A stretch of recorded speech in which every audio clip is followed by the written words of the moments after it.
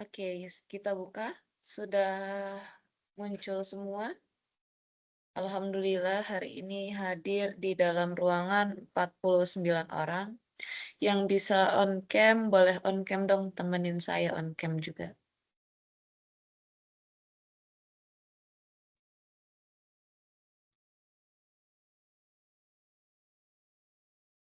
Oke, kita buka. Saya buka. Assalamualaikum warahmatullahi wabarakatuh. Waalaikumsalam warahmatullahi wabarakatuh.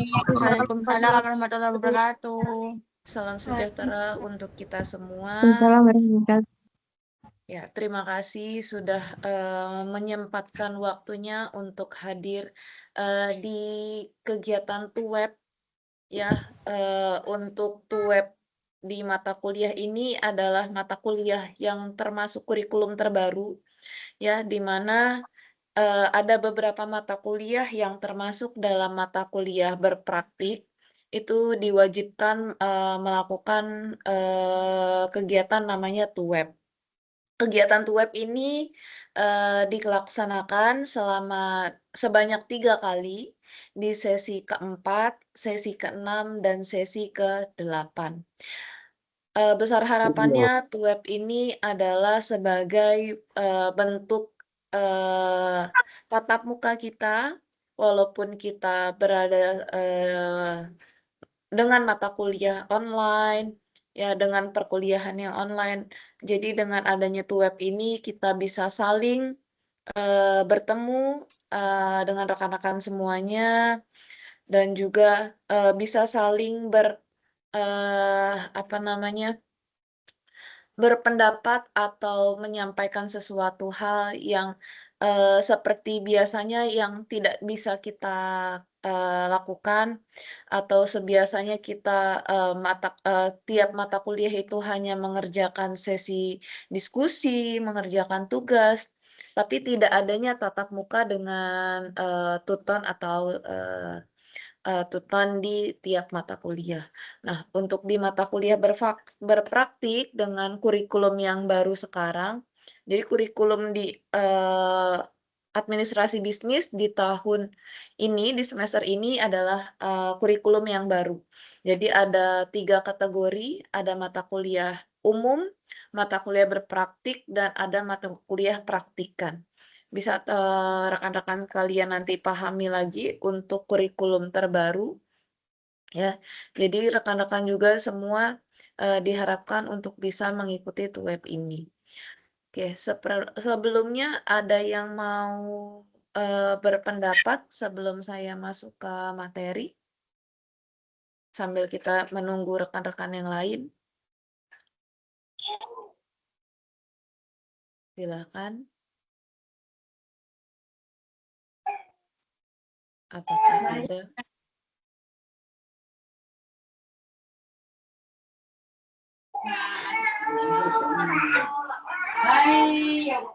Ada rekan-rekan yang mau berpendapat sebelum kita masuk ke materi? Oke, untuk hari ini nanti saya akan menjelaskan materi dulu sebentar. Setelah itu baru kita masuk ke sesi diskusi dan tanya jawab ya. Jadi di sini saya bukakan ruang untuk rekan-rekan sekalian berinteraksi juga dengan mahasiswa lainnya, bukan hanya dengan saya, tapi juga dengan mahasiswa lainnya. Jadi mohon maaf kalau suara saya agak sedikit bindeng, efek dari cuaca mungkin ya. Saya posisinya di Provinsi Lampung, cuaca lagi hujan reda, hujan panas, jadi agak sedikit bindeng suara dan sedang batuk juga. Nanti mohon maaf kalau di tengah-tengah juga saya ada sedikit minum ya. Oke, nggak ada ya nih yang mau berpendapat di awal, silakan. Apakah ada? Kalau tidak bisa dengan suara boleh lewat chat. Nanti saya sambil bantu lewat chat.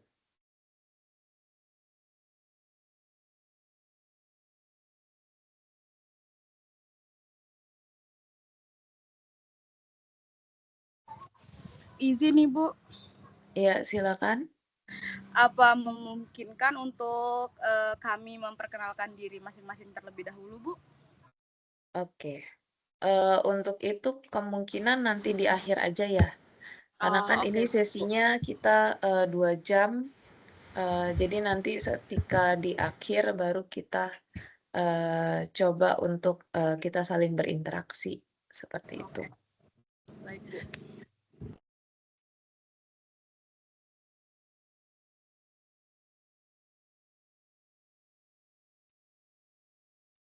Cukup ya, Mas Hardian, Rah Zahradian, dari tadi raise hand, ada yang mau ditanyakan?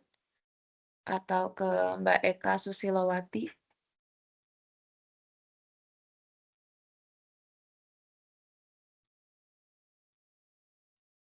Oke, kalau tidak ada, saya izin masuk ke materi sebentar.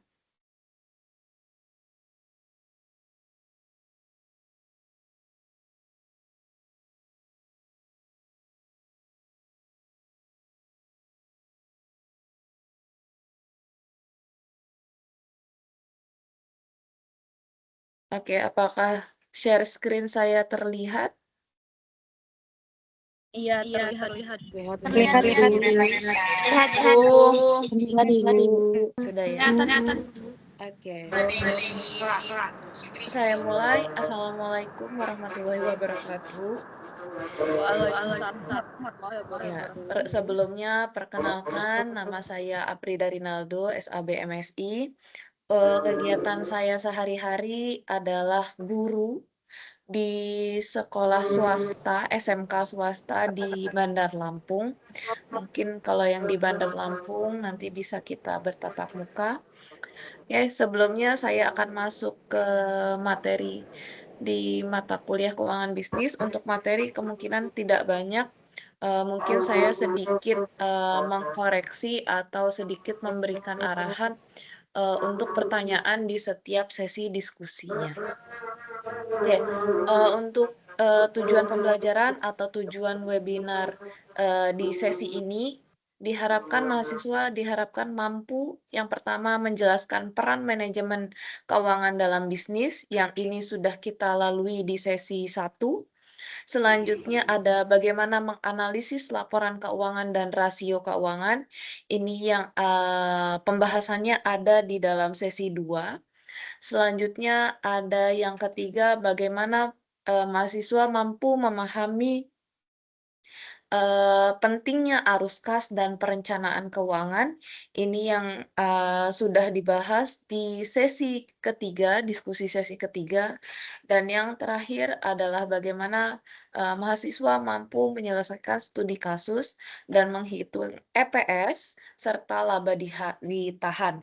Ini yang sudah dilalui melalui tugas 1 di sesi ketiga.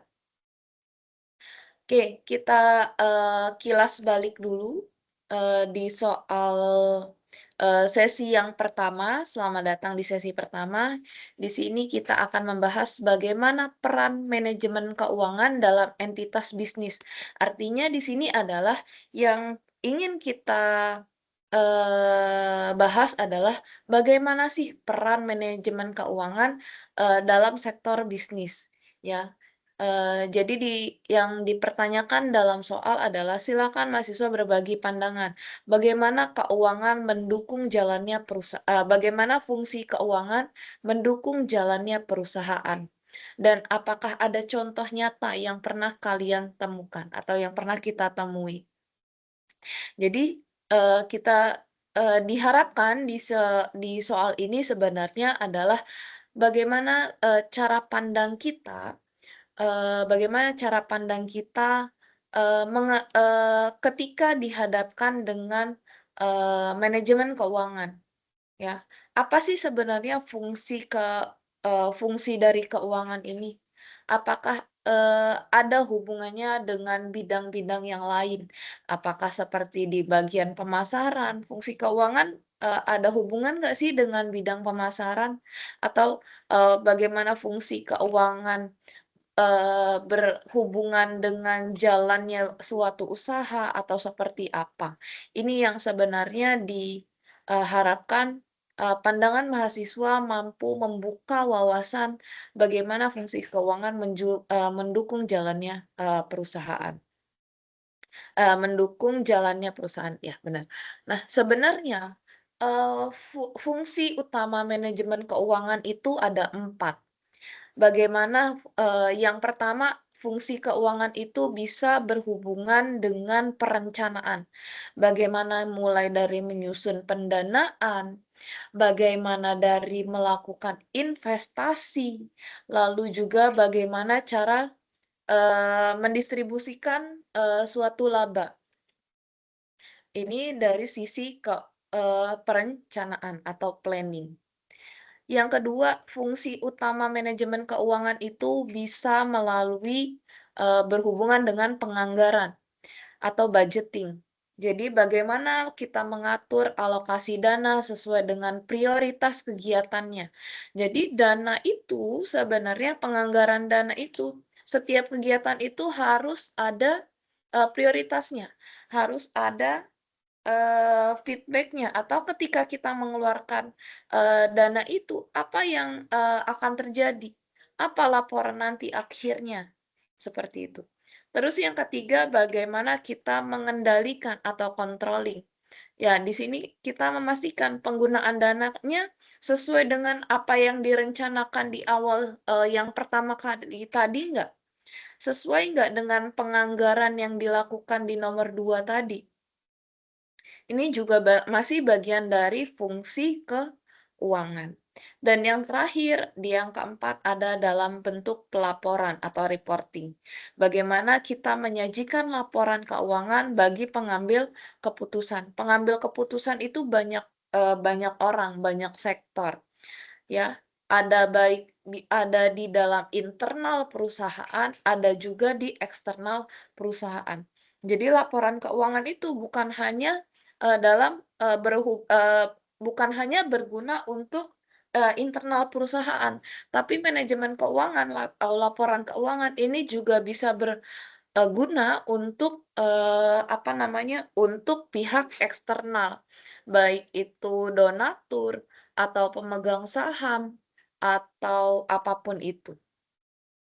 Nah, sebenarnya lagi fungsi utama dari manajemen keuangan yaitu adalah bagaimana kita mengelola sumber daya keuangan agar perusahaan ini bisa berjalan dan bisa tumbuh. Biasanya ada 3 keputusan keuangan utama. Bisa dari investasi, ya. Jadi laporan keuangan itu bisa, berguna untuk investasi, berguna untuk bagian pendanaan, dan juga berguna bagian, dividen. Nah, untuk contoh nyata, ini bisa kita lihat dari bagaimana cara kita memutuskan membeli mesin baru. Apakah itu sebagai investasi, ya? Atau mesin itu, tidak harus deh kita beli baru, bisa jadi mesin itu, bisa kita servis terlebih dahulu. Atau kalau semisalkan, pendanaannya tidak ada, bisa kita sewa dulu atau pinjam dulu. Lalu bisa juga, contoh nyata di bagian pendanaan atau bagaimana kita mengeluarkan obligasi perusahaan. Kita tebar obligasi, kita tebar, lembar saham ke masyarakat luar, ya, untuk, yang bisa menjadi donatur di perusahaan atau di usaha yang kita jalankan. Lalu yang selanjutnya adalah bagaimana membagi dividen atau, dalam hal kebijakan dividen. Dividen ini biasanya untuk di sistem saham. Selanjutnya tadi balik ke, 3 keputusan keuangan utama, ada investasi, ada pendanaan, dan ada dividen. Keputusan investasi itu bisa berguna bagaimana cara kita memilih aset atau proyek yang menambah nilai perusahaan.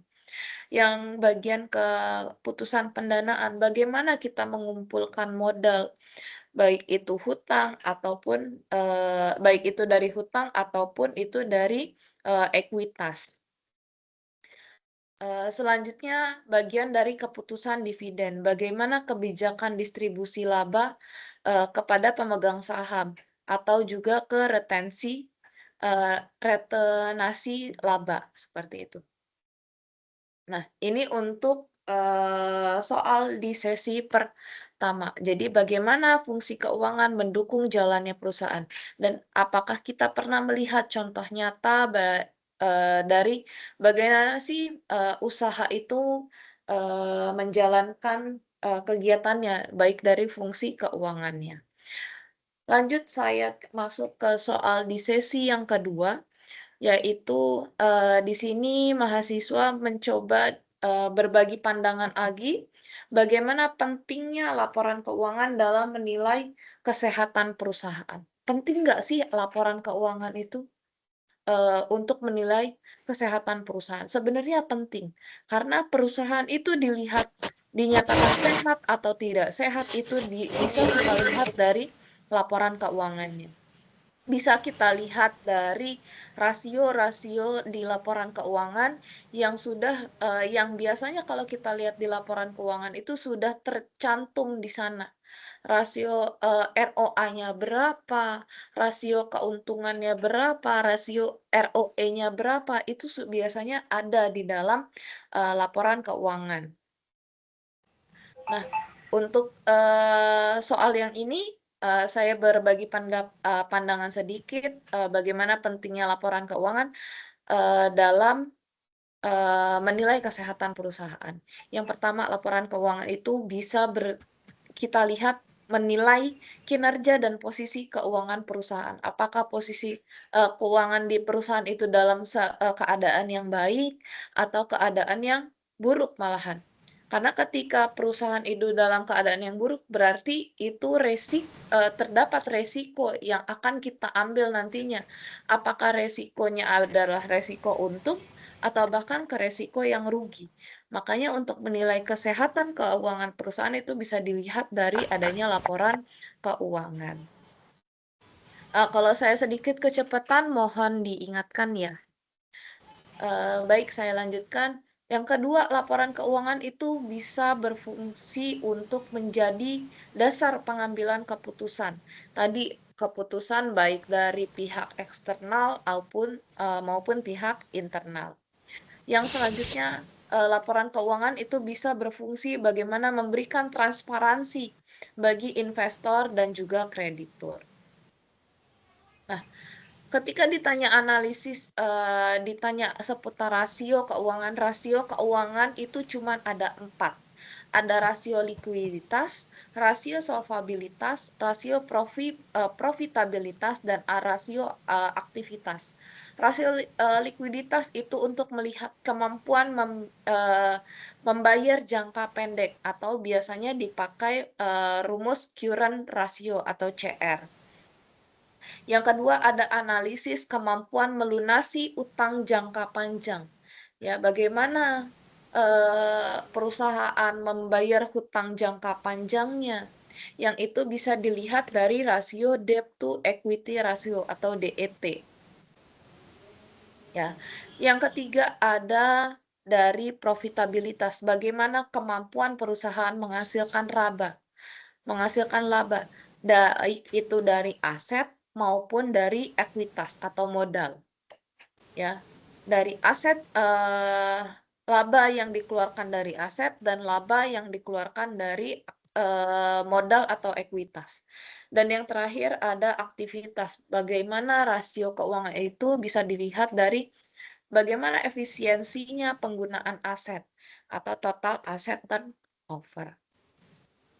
Inilah untuk sedikit pandangan di soal sesi kedua, yaitu pentingnya laporan keuangan dalam menilai kesehatan perusahaan.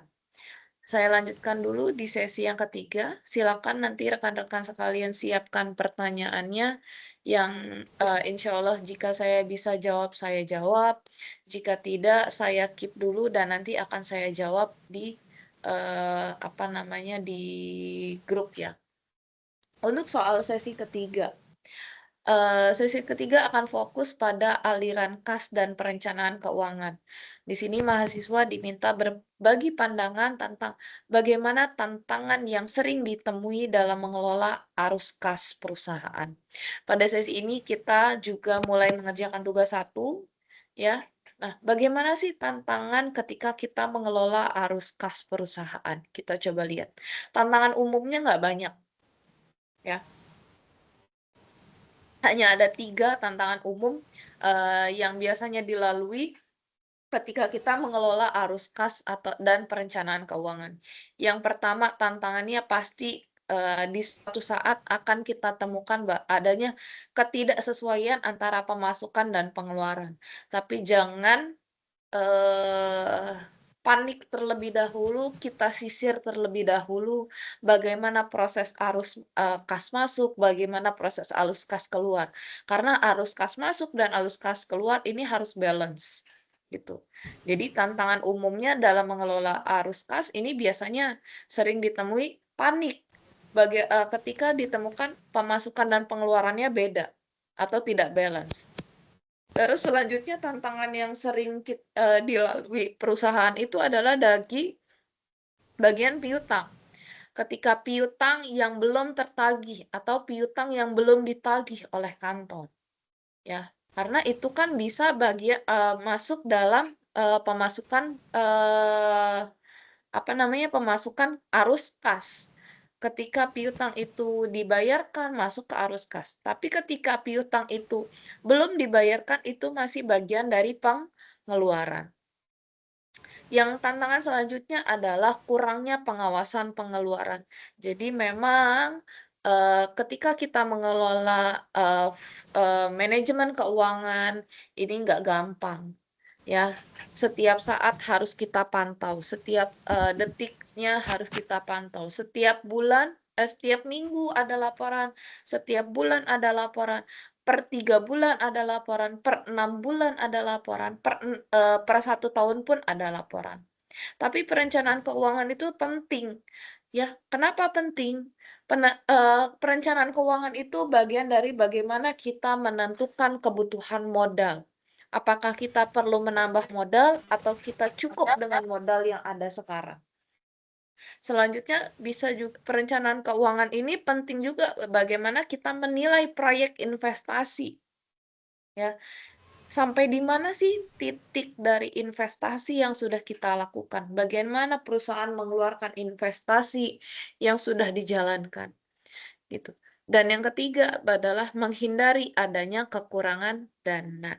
Ya, ini yang selalu, dihindari oleh perusahaan-perusahaan, dihindari dari, usaha-usaha baik itu UMKM maupun usaha yang sudah besar. Jangan sampai keuangan kita malah boncos ibaratnya ya, malah rugi. Kita pinginnya untung, jangan sampai keuangan, perusahaan kita rugi atau bahkan terjadi kekurangan dana. Tetapi ketika, terjadi kekurangan dana, apa yang harus dilakukan? Harus ada, titik tengahnya, harus ada titik temunya ketika, terjadinya kekurangan dana. Ini untuk gambaran, diskusi yang ketiga, di sesi ketiga. Tantangan yang sering ditemui itu banyak hal, tapi silakan rekan-rekan coba, berliterasi lagi, menjurnal lagi, apa sih yang, bisa rekan-rekan temui dari tantangan yang sering dialami oleh perusahaan-perusahaan itu. Banyak tantangannya pasti lebih dari apa yang, saya jelaskan ini. Selanjutnya adalah, untuk di tugas. Ya mohon rekan-rekan sekalian silakan, selesaikan tugas, selesaikan diskusi. Untuk diskusi 2 mohon maaf sekali saya, sedikit keterlambatan untuk penilaian karena, di minggu ini, keluarga saya ada yang sedang sakit dan masuk rumah sakit. Jadi mohon maaf, tapi, untuk 2 hari ini akan saya kejar, untuk, pengkoreksian dan, feedback dari diskusi dan tugas-tugas yang rekan-rekan, kerjakan. Tapi untuk di kelas itu rata-rata masih untuk pengerjaan tugas itu masih 50%, yang mengerjakan tugas. Jadi silakan yang belum menyelesaikan, silakan diselesaikan diskusinya maupun tugasnya.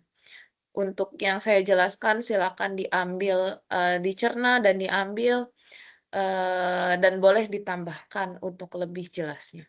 Oke, kita masuk ke tugas yang pertama, kita sedikit kupas sedikit apa sih yang dimau dengan tugas ini. Di tugas pertama ada soal seorang manajer keuangan memiliki peran penting dalam mengelola stabilitas dan pertumbuhan keuangan perusahaan. Ya, benar ya. Karena eh, fungsi dari keuangan itu atau berjalannya suatu usaha itu juga bagian penting dari manajer keuangan. Bagaimana dia mengelola stabilitas keuangan, bagaimana dia mengelola pertumbuhan keuangan suatu perusahaan. Nah, keputusan yang diambil itu sangat menentukan arah perkembangan perusahaan.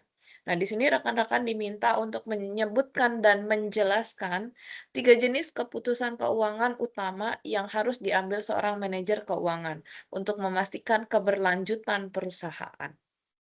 Ya, sedikit berbagi pandangan, ya, ini bisa rekan-rekan pakai dengan 3 keputusan yang di awal tadi, saya jelaskan di sesi yang pertama di diskusi 1.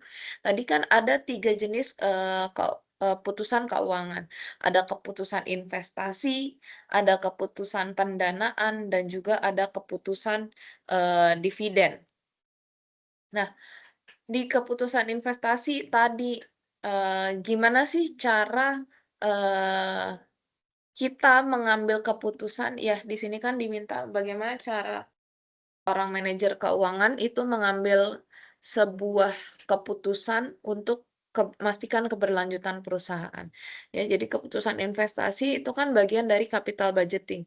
Bagaimana mengelola dana untuk proyek yang menguntungkan. Karena pasti perusahaan pun akan mencari proyek-proyek yang menguntungkan dibanding harus menggunakan apa namanya proyek-proyek yang proyek kecil ibaratnya, proyek yang hanya, eee, toh kita nggak tahu ke depannya ini apakah menguntungkan atau tidak, gitu. Yang kedua adalah bagian dari keputusan pendanaan. Bagaimana sih manajer keuangan mengambil keputusan, baik itu dari bagaimana menentukan sumber dana, baik itu dari utang, atau dari modal sendiri, atau bahkan dari saham, seperti itu. Selanjutnya adalah keputusan dividen. Bagaimana cara pimpinan atau manajer keuangan menentukan pembagian laba atau pembagian saham, pembagian keuntungan kepada si pemegang-pemegang saham. Baik itu pemegang saham eksternal maupun pemegang saham di internal. Kurang lebihnya di sini silakan nanti rekan-rekan kupas lagi, cari lagi, journaling lagi ya.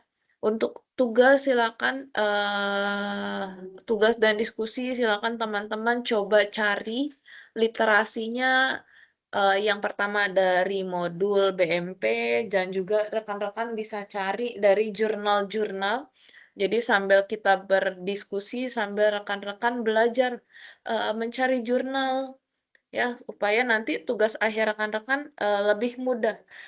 Sudah tahu, oh tips dan trik atau gimana caranya menjurnal itu silakan rekan-rekan coba kupas dan sambil belajar.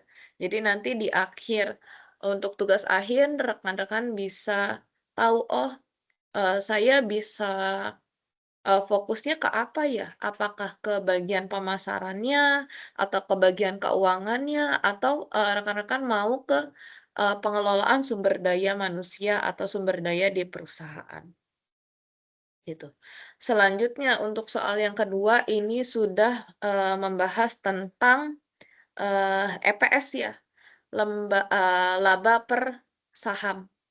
Ya, ada perusahaan UD jual apa aja.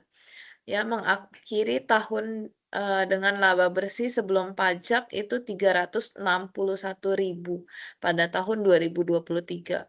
Perusahaan tersebut juga dikenakan pajak sebesar 40% dan berkomitmen untuk membayar 52.000 dalam bentuk dividen saham preference ya sebelum mendistribusikan laba apapun atas 200 lembar saham biasanya yang saat ini beredar. Hitung laba per saham atau EPS-nya dan jika perusahaan membayar dividen saham biasanya sebesar 0,60 laba saham, berapa dolar yang akan masuk ke dalam laba ditahan? Oke, sebelumnya rekan-rekan coba dulu kupas dulu apa yang ditanyakan, apa yang diketahui di dalam soal ya. Jadi kalau menjawab soal, analisis dulu soalnya. Apa yang diinginkan soal? Apa yang sudah diketahui yang ada di soal? Ya, di sini sudah diketahui laba sebelum pajak itu 361.000. Lalu ada pajak 40%, ada dividen preference yang harus dibayarkan 52.000 dan saham yang beredar itu ada 200.000. Ketika ada dividen per lembarnya 0, bagaimana laba ditahannya? Oke, kita coba cari dulu. Kita kupas. Karena pajaknya adalah 40%, berarti laba setelah pajak itu harusnya 60%. Jadi kalau kita kupas bisa 361.000 dikali 1 dikurang 0,4 atau artinya ini adalah 0,6%. 0,6 ya atau 60%. Jadi laba setelah pajak 60% itu adalah 216.600. Nah, laba untuk saham biasanya kan tadi sudah dikurangi ada laba dividen preference dikurangi 52.000, maka laba untuk saham itu adalah 164.600 dibagi dengan jumlah lembar saham yang beredar, ada 200.000 lembar saham yang beredar. Oh, ternyata ketemunya adalah pembagian labanya adalah 0,8223 per saham. Jadi labanya adalah 0,8 rupiah dari lembar saham yang dimiliki oleh investor. Nah, total dividennya berapa tadi? Kalau misalkan dividennya 0,60 ya, total dividen yang didapat adalah 120.000. Ketika ditanya laba ditahan, artinya ada 164.000 laba yang sudah saham biasa tadi, dikurangi dengan total dividen biasa, ketemulah laba ditahan ada sebesar 44.600. Inilah perhitungan EPS dan laba ditahan. Jadi untuk soal yang kedua. Selanjutnya ada perhitungan EPS atau perhitungan selanjutnya untuk soal yang ketiga, ya ini berhubungan dengan laporan arus kas. Oke, kita coba baca dulu dari soalnya. Jadi kita analisis soalnya. Berdasarkan data laporan laba rugi dan neraca PT Sedoyo pada tahun 2021, buatkan laporan arus kas untuk tahun 2022 menggunakan metode tidak langsung. Ya, untuk metodenya silakan rekan-rekan pelajari lagi di BMP bagaimana bentuk laporannya dan di soal di sini dijelaskan asumsikan laba bersih setelah pajak itu sebesar 84,7 miliar dengan depresiasi aset tetap itu sebesar 27 miliar. Dengan peningkatan piutang 82,3 miliar dan peningkatan persediaan itu sebesar 10 miliar. Peningkatan utang dagang sebesar 35 miliar dan pembelian aset baru sebesar 20 miliar. Maka jelaskan langkah-langkah perhitungan yang Anda lakukan dan buatlah laporan arus kas dengan metode tidak langsung. Ya, jadi kita sisir dulu ya, apa tadi yang sudah diketahui dan kita totalkan ya. Berapa total arus kas operasi yang beroperasi? Ada laba bersih, depresiasi, piutang naik, persediaan naik, dan utang dagang naik. Inilah arus kas operasi yaitu sebesar 54,4 miliar dan arus kas investasi ada minus 20 miliar dari pembelian aset tetap. Jadi kenaikannya kalau kita lihat dari kas operasi dan kas investasi itu ada kenaikan bersih sebesar 34,4 miliar. Nah, ini untuk bentuk tabel silakan rekan-rekan kembali sesuaikan dengan yang ada di BMP. Ya, BMP-nya jangan lupa dibaca rekan-rekan sekalian. Selain BMP, perbanyak lagi mencari jurnal-jurnal yang ada untuk setiap diskusi. Usahakan tidak mencari dari website, tapi kita coba cari atau kita kutip dari jurnal-jurnal yang sudah ada. Karena kenapa saya bilang dari jurnal? Karena jurnal itu adalah sumber otentik, sumber yang akurat karena itu sudah ada penelitiannya. Seperti itu. Terus selanjutnya di setiap tugas, setiap diskusi, daftar pustakanya itu dimasukkan ke dalam diskusinya, di dalam pendapat rekan-rekan sekalian. Jadi pandangan yang rekan-rekan sampaikan itu ada dasarnya. Dasarnya dari jurnal yang sudah rekan-rekan baca atau dari buku BMP yang sudah rekan-rekan baca. Dan jangan lupa di akhirnya diberikan pandangan dari pendapat pribadi. Ya, tips untuk menjawab soal untuk bagian keuangan atau finance itu baca soalnya. Analisis soalnya, apa yang sudah diinginkan soal, apa yang diminta dari soal, terus pastikan satuannya. Apakah dia satuannya dalam rupiah, satuannya dalam juta, atau satuannya dalam miliar. Harus konsisten. Ketika di soal ada yang statusnya di soal satuannya juta dan ada yang satuan miliar, berarti yang miliar bisa kita turunkan ke satuan juta atau satuan juta kita naikkan ke satuan miliar. Jadi harus konsisten ya rekan-rekan sekalian. Terus selanjutnya yang kedua, tuliskan langkah perhitungannya sebelum hitung angka akhirnya. Jadi untuk namanya keuangan, rincian dari awal sampai akhir itu adalah bagian dari penilaian. Ketika di awalnya salah, pasti hasil akhirnya pun akan salah. Jadi jangan sampai lengah dari langkah perhitungannya. Ketika di awal sudah benar, ketika hitungan di akhir ketemunya salah, ketemunya beda. Berarti itu nggak balance. Ada yang nggak balance atau ada yang salah dari hasil perhitungannya. Selanjutnya, gunakan metode tidak langsung. Ya, biasanya perusahaan itu akan selalu menggunakan dua metode karena untuk membandingkan bagaimana perbandingan dengan metode tidak langsung atau bagaimana perbandingan dengan metode langsung untuk laporan arus kasnya. Bila start dari laba bersih, ya, metode tidak langsung itu bermula dari laba bersih. Lalu selanjutnya jelaskan asumsi bila ada data yang hilang. Asumsi kawan-kawan seperti apa? Asumsi rekan-rekan seperti apa? Dari setiap persoalan-persoalan atau soal-soal diskusi yang sudah dijelaskan. Oke, inilah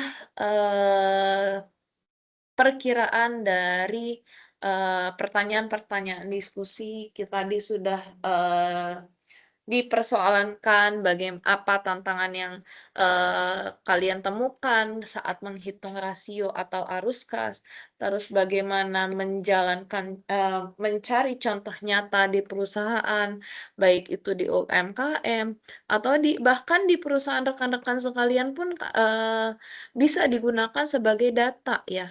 Jangan lupa datanya. Berargumen pun ada datanya. Tadi saya bilang berargumen menggunakan data pustaka supaya, pendapat yang rekan-rekan, sampaikan itu ada dasarnya. Dan sudah kita bahas juga bagaimana apakah ada rasio tertentu yang ingin dibahas lebih mendalam. Jadi, rekan-rekan, saya mohon perhatikan pertanyaan atau pernyataan di setiap sesi diskusi, jangan sampai apa yang, rekan-rekan jawab itu malah melenceng dari apa yang ditanyakan atau tidak sesuai dengan, soal dan jawaban itu tidak sesuai. Untuk kesimpulan, dari apa yang saya jelaskan, manajemen keuangan itu adalah jantung perusahaan. Bagaimana perusahaan itu berkembang, bagaimana perusahaan itu bisa sustainable, bagaimana perusahaan itu bisa bertumbuh, itu, bermulanya adalah dari, manajer keuangan. Kenapa, dari manajemen keuangan atau dari, bagian, keuangan? Karena itu tadi, kita saja manusia hidup, dari jantung. Ketika jantung kita tidak bisa berdetak, maka perusahaan pun tidak akan bisa berjalan. Perusahaan pun tidak akan bisa, bertumbuh ke depannya. Lalu laporan keuangan itu berguna dalam menilai kinerja dan menilai kesehatan bisnis dari suatu perusahaan. Jadi nanti ketika di akhir, rekan-rekan, ada di tahap tugas akhir, boleh, rekan-rekan coba, apa namanya, kupas laporan keuangan itu apakah sudah sesuai atau belum. Yang disampaikan perusahaan sudah sesuai atau belum? Sudah menunjukkan kinerjanya belum? Sudah menunjukkan kesehatan bisnisnya atau belum? Gitu. Selanjutnya arus kas sehat, memastikan kelangsungan operasional. Jadi ketika arus kasnya sehat, maka operasional di dalam perusahaan pun pasti akan sehat, dinyatakan sehat. Tapi ketika dilihat arus kasnya saja sudah tidak sehat, pasti di dalamnya keberlangsungan operasional di perusahaannya pun, pasti, sedikit ada bermasalah. Lalu untuk analisis keuangan ini menjadi dasar keputusan, strategis. Mau itu apapun, kendalanya, apapun permasalahannya, pasti akan balik ke bagaimana, analisis keuangannya, bagaimana, manajemen keuangan di perusahaan tersebut. Mungkin ini yang kurang lebihnya, bisa saya sampaikan. Untuk di materi, kita coba diskusi bareng-bareng, apakah rekan-rekan punya pandangan, sendiri, terkait, permasalahan-permasalahan yang ada di dalam soal. Silakan, kita masuk ke sesi ditanya jawab. Ada waktu kurang lebih 1 jam untuk sesi, tanya jawab untuk kita. Silakan saya buka. Rekan-rekan buat yang, tidak bisa on cam mau bertanya lewat chat silakan nanti akan saya coba baca dan saya coba lihat.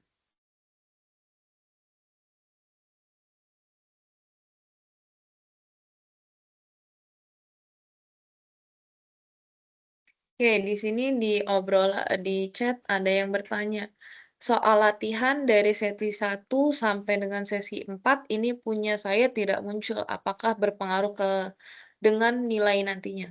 Oke, rekan-rekan, untuk mata kuliah berpraktik ya, itu, bobot penilaian terbesar ada di nilai tugas. Ya, rekan-rekan maksimalkan nilai tugasnya, karena di sesi diskusi pun itu tidak ada nilainya. Ya, rekan-rekan bisa lihat di situ, itu tidak ada nilainya. Ya, yang ada hanyalah feedback. Ya, feedback dari jawaban teman-teman, jawaban rekan-rekan sekalian, dan nanti akan saya bantu jawab feedbacknya, bantu koreksi dari jawaban rekan-rekan sekalian. Jadi, penilaian terbesar itu ada di penilaian nilai tugas untuk, mata kuliah berpraktik. Nah, untuk soal latihan, sebenarnya tidak berpengaruh besar untuk di, penilaian, cuman, sesi latihan itu untuk mengukur kemampuan rekan-rekan sekalian. Apakah saya sudah paham dengan materi, yang diberikan yang sudah saya pahami materinya yang ada di webinar, dengan apa yang sudah saya pahami dari jurnal yang, sudah saya temukan, seperti itu. Silakan, ada lagi yang mau bertanya? Mbak Siti Rahma, ini raise hand mau bertanya atau seperti apa?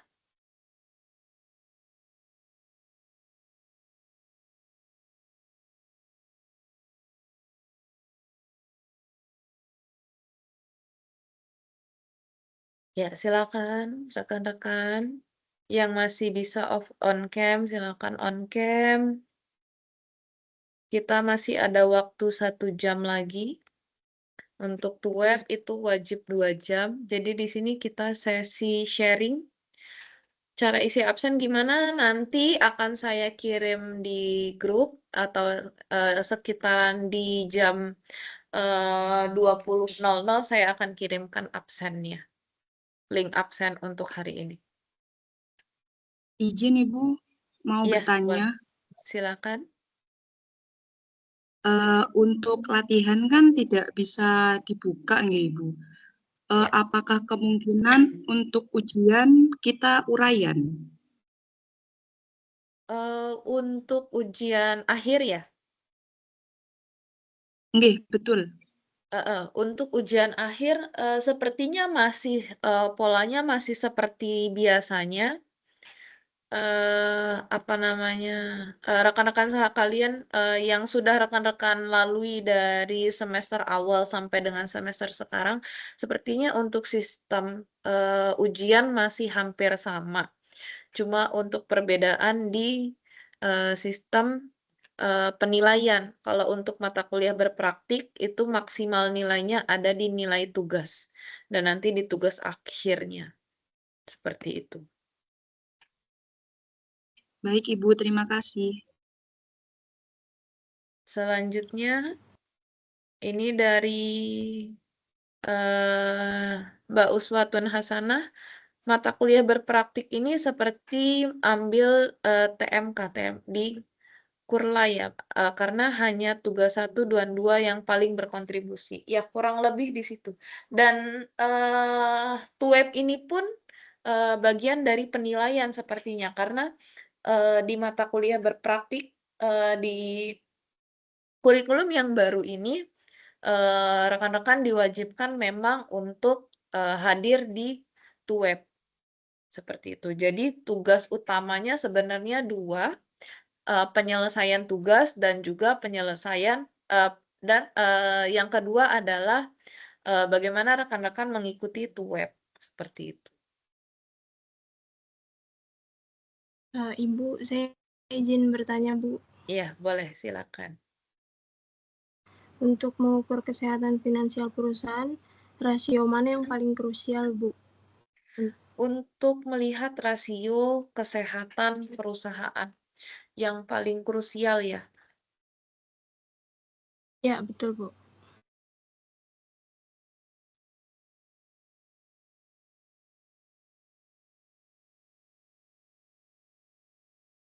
Untuk yang paling krusial itu sebenarnya bisa dilihat dari yang pertama ROA-nya.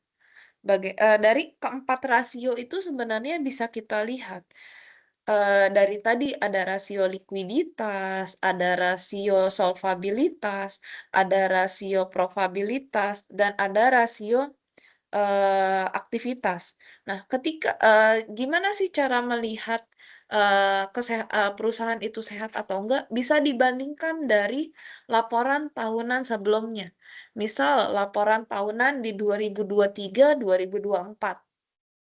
Nah, Dilihat yang pertama dari likuiditas, bagaimana perusahaan mampu memenuhi kewajiban jangka panjangnya. Bagaimana perusahaan mampu membayar, apakah perusahaan lancar membayar hutang dengan aset yang ada, seperti itu. Nah, nanti kan terlihat dalam bentuk presentase biasanya kalau di laporan keuangan. Rekan-rekan boleh coba lihat contoh laporan keuangan. Bu, contoh laporan keuangan bisa didapat di mana? Bisa dilihat dari website perusahaan. Boleh coba dicek. Misal di Unilever, lihat laporan keuangannya. Bandingkan laporan keuangan di 2023 dan di 2024. Rasio rasio likuiditasnya seperti apa? Ada kenaikan nggak? Apakah dia mengalami penurunan? Ketika di 4 rasio itu mereka malah banyak mengalami penurunan, artinya di situ tingkat perusahaan itu sedang dalam keadaan yang tidak baik-baik, seperti itu. Jadi rekan-rekan bisa lihat untuk di keuangan bisnis atau di manajemen keuangan itu bisa terlihat sehat atau tidaknya dari keempat rasio yang sudah saya sebutkan tadi, yang sudah kita coba pelajari. Bagaimana current rasio, aset lancar dibandingkan dengan kewajiban lancarnya. Terus di bagian rasio solvabilitas, bagaimana total hutang dibandingkan dengan ekuitas atau dengan modal. Ya, di situ untuk mengukur, menunjukkan seberapa besar pembiayaan perusahaan berasal dari hutang atau dibandingkan dengan modal sendiri. Dari hutangnya dibandingkan dengan modal sendiri, apakah debt to equity rasionya di posisi yang tinggi, yang artinya menandakan rasio finansialnya lebih besar. Atau dari rasio probabilitas. Probabilitas itu ada 2 rasio yang krusial. Bisa kita lihat dari net profit margin-nya. Bagaimana perusahaan mengefisiensikan atau mengusahakan perusahaan dalam menghasilkan laba di setiap rupiah penjualannya. Jika semakin tinggi, artinya semakin baik atau dia semakin efisien dan daya saingnya atau laba perusahaan artinya semakin bagus ketika net profit margin-nya tinggi. Terus bisa dilihat juga dari rasio probabilitas. Ada rasio ROA, Return on Asset, dari laba bersih dibandingkan dengan total aset.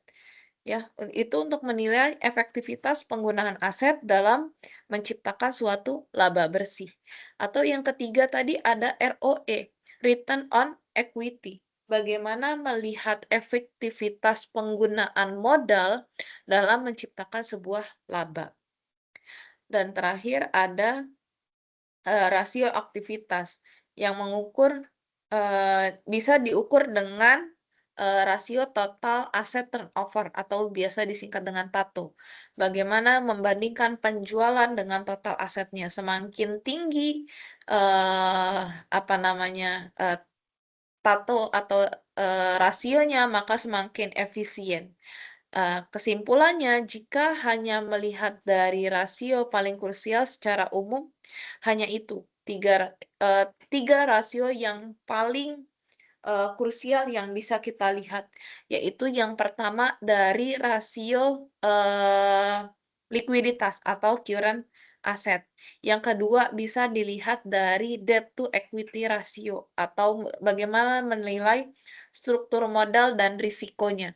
Dan yang ketiga bisa dilihat dari ROA, Return on Asset, atau dari net profit margin. Bagaimana menilai profitabilitas, bagaimana menilai keuntungan yang didapat oleh perusahaan, seperti itu. Apakah ada yang sudah paham atau bahasa saya sedikit berbelit?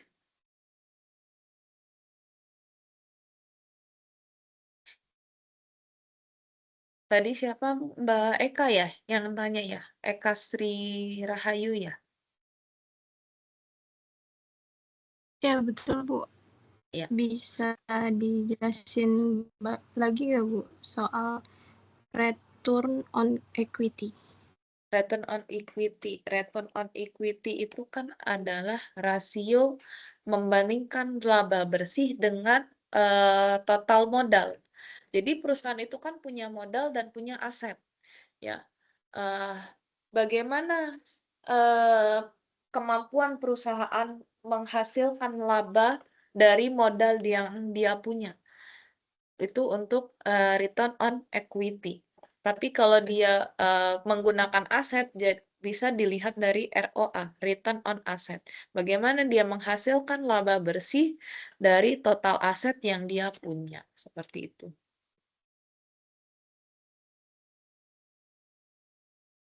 Apakah sudah Oke. bisa dipahami? Ada pertanyaan lain? Boleh, kalau ada yang lain.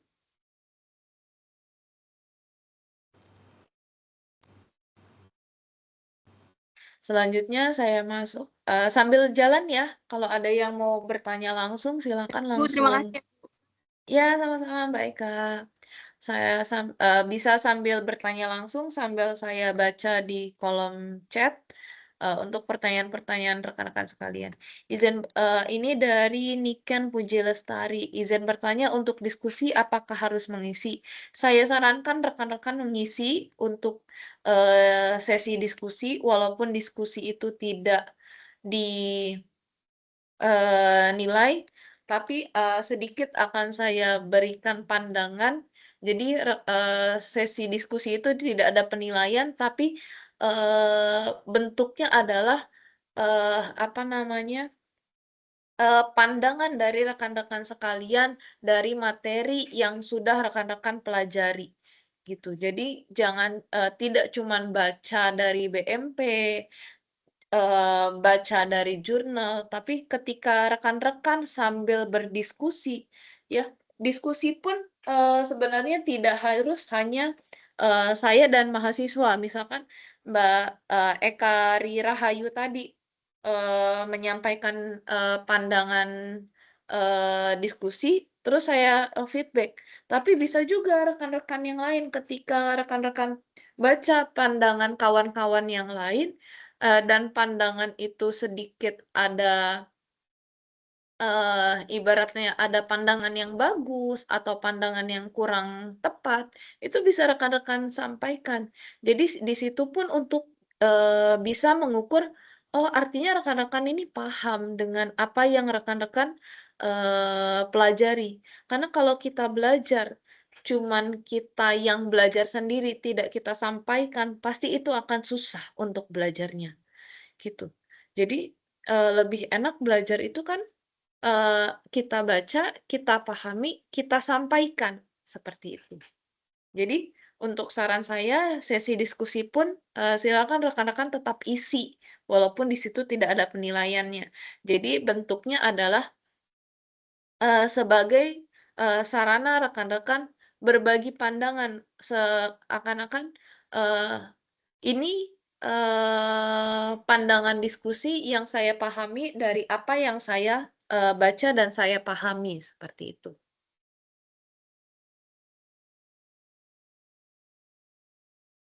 Di grup nggak ada gimana? Untuk absensi nanti jam 8 ya saya share-nya.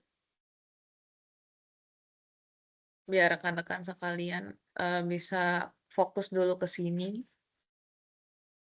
Terus link grup WhatsApp sepertinya sudah dikirim lewat chat e-learning. Ya, chat e-learning untuk grup WA, grup room pun saya buatkan di apa namanya, di setiap sesi ya, saya usahakan di setiap sesi saya majukan untuk link grup WhatsApp pun ada di chat, saya kirim di chat dan juga saya kirimkan saya buat QR code itu di sesi 1, bisa sambil rekan-rekan lihat. Kalau ada kawan-kawannya yang belum masuk, boleh diarahkan untuk buka ke sesi 1, itu ada QR code kode kelas. Selanjutnya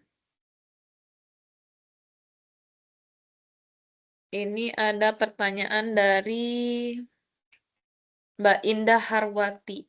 Ibu izin bertanya, laporan keuangan suatu perusahaan itu sebenarnya bersifat pribadi atau terbuka untuk umum? Sebenarnya, laporan keuangan itu, sifatnya harusnya terbuka untuk umum. Tapi, eee, pasti di setiap perusahaan tidak buka secara, buka-bukaan atau, ibaratnya buka laporan keuangan itu secara 100% ya.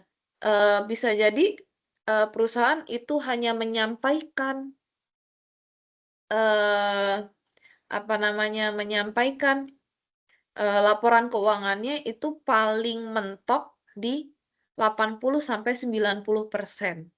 Jadi pasti akan ada, eee, apa namanya, eee, rasio-rasio yang ada atau, angka-angka yang ada di laporan keuangan itu, sifatnya terbuka, gitu. Tapi untuk perusahaan-perusahaan yang sudah TBK atau perusahaan-perusahaan yang sudah terdaftar di Bursa Efek, itu pasti, laporan keuangannya wajib dipublikasikan ke publik, gitu. Karena itu sudah diatur oleh OJK, agar investor, pemegang saham, dan masyarakat bisa menilai kinerja perusahaan. Tapi ada juga perusahaan-perusahaan yang menutup akses, karena, menurut mereka laporan keuangan itu bersifat internal atau, pribadi, yang hanya digunakan oleh pihak manajemen, atau pihak pemilik, atau pihak tertentu seperti bank ataupun, auditor. Jadi, sifat laporan keuangan itu tergantung dari jenis, perusahaannya. Apakah perusahaan itu sudah go public, yang ketika perusahaan itu sudah go public, pasti perusahaan itu harus, keuangan terbuka untuk umum. Nah, tapi kalau dia masih swasta, bentuknya masih UMKM, usaha kecil, menengah bahkan, ada yang mereka bentuknya rahasia atau internal. Jadi ketika nanti misalkan di tugas akhir rekan-rekan, mau mencoba, mengulik dengan, apa namanya, tugas akhirnya menggunakan laporan keuangan, kalau saran saya lebih enak sih memang, perusahaan-perusahaan yang sudah go public. Tapi kalau ketika rekan-rekan ketemu dengan perusahaan-perusahaan swasta yang, tutup akses, misalkan, "Boleh aja nih saya berikan, laporan keuangannya, tapi, ada catatan, di bagian-bagian mana catatan itu, yang tidak bisa disebarluaskan, atau, laporan keuangan itu cuma buat untuk dianalisis." Gitu. Dan itu pun sudah bentuk kalau misalkan dia perusahaannya, swasta, perusahaan tertutup, harus ada, perizinannya lagi, seperti itu. Jadi bisa, laporan keuangan itu bisa 2 tipe, bisa dia, terbuka untuk umum dan bisa juga tertutup. Tapi untuk tugas akhir kalau semisalkan bentuknya, rekan-rekan nanti ambilnya laporan keuangan, lebih enak lagi laporan keuangan di perusahaan, tempat rekan-rekan kerja sekarang. Karena untuk ambil datanya pasti akan lebih mudah, seperti itu. Tapi Bu, saya nggak kerja di mana-mana, perusahaan susah nih untuk, apa namanya, susah nih untuk, mengeluarkan akses, bisa buka laporan keuangan. Ya silakan, rekan-rekan bisa pakai perusahaan-perusahaan terbuka atau yang sudah go public, atau yang, perusahaan-perusahaan yang sudah terdaftar di Bursa Efek Indonesia. Itu semuanya sudah open access biasanya. Jadi, apa namanya, perusahaan pasti akan open access untuk laporan keuangan, seperti itu. Selanjutnya tadi ada yang raise hand kayaknya dari Handoko ya? Mas Handoko raise hand tadi. Mas Hendra Saputro, ada yang mau ditanyakan Mas Hendra? Iya, Bu. Mohon Ya, maaf, Bu, boleh yang nggak silakan. mengaktifkan layar karena lagi kerja. Ya, Assalamualaikum warahmatullahi wabarakatuh. Perkenalkan, nama saya Waalaikumsalam. Hendra, jurusan Administrasi Bisnis juga. Bu, saya pengen tanya mengenai tugas kita, itu ada pembahasan mengenai EPS, itu kan earning per share, Bu, ya? Mhm. Tanggapan Ibu gimana, Bu, ya mengenai EPS itu? Ada dari jurnal yang saya baca, dia menyatakan bahwa perusahaan dengan EPS tinggi itu belum tentu memiliki kinerja keuangan yang sehat. Menurut Ibu pendapatnya gimana, Bu? Oke. Untuk Oke, Bu. EPS, earning per share, ya, Share itu ya. earning per share itu adalah laba yang diberikan perusahaan kepada pemegang saham. Ya, kalau misalkan di bursa efek kan kita bisa megang saham walaupun hanya cuma 1-2 lot seperti itu.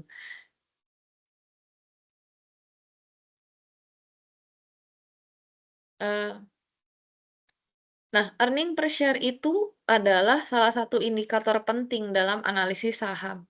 EPS itu menunjukkan seberapa besar sih laba bersih perusahaan yang diperoleh untuk setiap lembar sahamnya.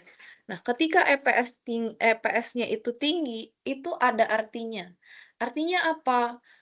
Perusahaan itu ketika EPS-nya tinggi, artinya perusahaan menghasilkan laba yang lebih besar dibandingkan jumlah sahamnya atau semisalkan EPS itu bisa dibagikan kepada pemegang saham itu bisa setiap bulan, bisa setiap apa namanya setiap minggu mungkin bisa, bahkan hanya per 6 bulan bisa atau IPS-nya dibaginya per tahun.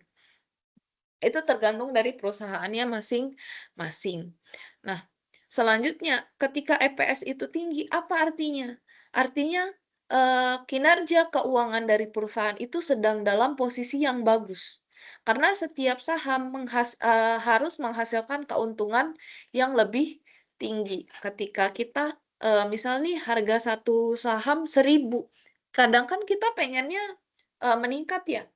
Saham itu bisa jadi, kalau kita beli 1.000, saya pengennya paling mentok 1.100 deh, misalkan gitu.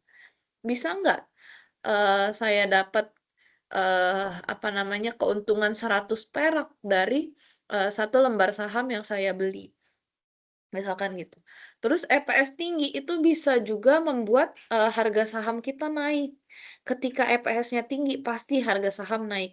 Dari yang awal kita beli 1.000, bisa jadi, ketika EPS-nya sedang naik, harga sahamnya naik jadi 1.100, gitu.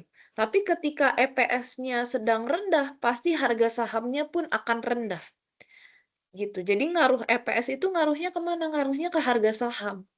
Karena investor itu pasti akan menilai perusahaan itu lebih akan mencari perusahaan yang menguntungkan. Ketika satu waktu, EPS-nya dia rendah, oh bisa jadi ke depannya, harga sahamnya pun akan menjadi rendah. Dan ketika EPS itu tinggi menandakan bahwa, potensi dividennya itu juga besar. Apa yang dibagikan ke, investor atau dibagikan megang saham itu akan besar jika perusahaan membagikan dividen dalam bentuk yang tinggi. Nah, sebaliknya ketika EPS-nya itu rendah, apa artinya? Artinya adalah ketika EPS-nya itu rendah, laba perusahaan sedang turun. Laba perusahaan sedang kecil. Jumlah sahamnya banyak, tapi laba yang dihasilkan perusahaan itu kecil. Artinya ketika EPS-nya rendah pun kinerja atau kesehatan perusahaan itu sedang menurun. Seperti itu.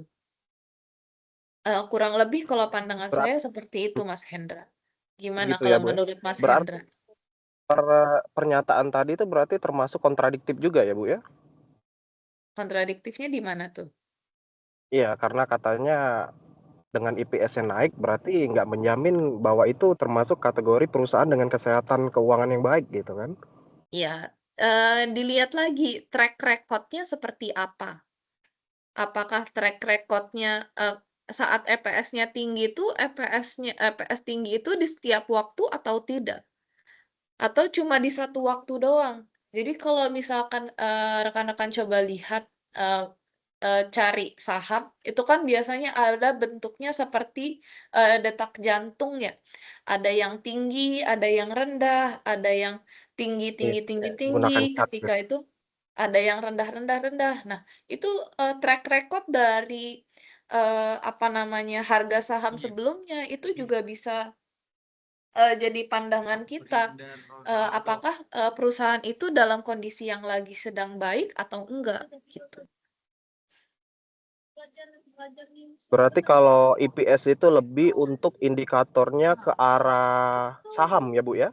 Ya, biasanya lebih ke saham dia masuknya dan juga untuk menilai laba perusahaan sih. Ketika kan EPS kan earning per share, laba yang dibagikan, kepada pemegang saham. Nah, itu di Iya. earning per share itu pun earning per share itu untuk mengetahui, kesehatan perusahaan seperti apa, kinerja perusahaan seperti apa. Dari harga sahamnya pun kan terlihat. Ketika harga sahamnya naik naik naik, oh berarti earning per share-nya pasti naik. Ketika harga sahamnya sering turun turun turun, misalkan dari 1.000 jadi cuma 900 atau dari 1.000 jadi 990, itu kan berarti harga sahamnya lagi turun, earning per share-nya pun pasti turun. Tapi ketika harga sahamnya naik, artinya, laba yang dihasilkan perusahaan pun akan naik. Artinya, EPS-nya pun atau laba yang akan dibagikan kepada pemegang saham pun pasti akan tinggi, seperti itu. Jadi bisa terlihatnya pun EPS bisa terlihat dari bisa dibandingkan dengan harga saham, seperti itu. Oke, Bu, terima kasih, Bu. Mohon maaf, Bu, menambahin lagi. Ya, boleh Berarti boleh. ada kemungkinan kalau Ibu tadi kan menyatakan pernyataannya bahwa, laporan keuangan itu ada sifatnya bisa dipublikasi, ada yang sifatnya Ya. di-privacy. Jadi ada besar kemungkinan juga EPS itu bisa dimanipulasi nggak, Bu? Kalau dia sifatnya sudah, go public, nggak mungkin bisa dimanipulasi sih. Dan itu pun bisa terlihat, si, direktur, pimpinan tertinggi, itu kan untuk mengambil keputusan kan dari laporan keuangan itu. Earning per share yang kasih sama perusahaan itu berapa sih? Berarti itu keuntungan yang, kesehatan perusahaan itu juga bisa terlihat dari situ, seperti itu. Nah, tapi kalau dia Oke, terima perusahaannya kasih banyak, cukup jelas ya. kalau dia perusahaannya tertutup, ya, sebenarnya bukan tertutupnya itu untuk masyarakat umum ya. Ketika si pemegang saham ya pasti dia akan open access, gitu. Tapi kalau yang, dia tutup akses itu untuk masyarakat umum biasanya. Jadi di luar pemegang saham dia nggak boleh tahu laporan keuangan saya gimana, gitu. Ketika dia mau tahu laporan keuangan saya gimana, ya ayo, ikut jadi pemegang saham saya, gitu. Oke, terima kasih banyak, Bu, Siap, penjelasannya. boleh boleh. Ada Oh, lagi? Saya sambil lihat dari chat ya.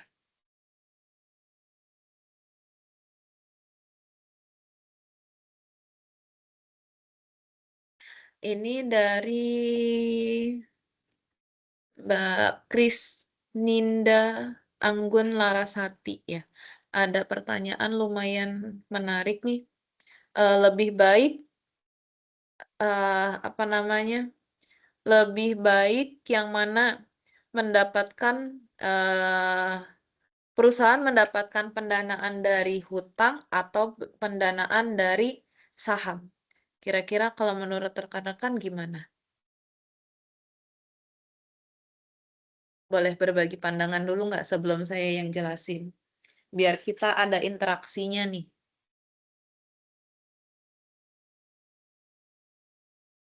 Yuk, ada yang bisa bantu menjawab?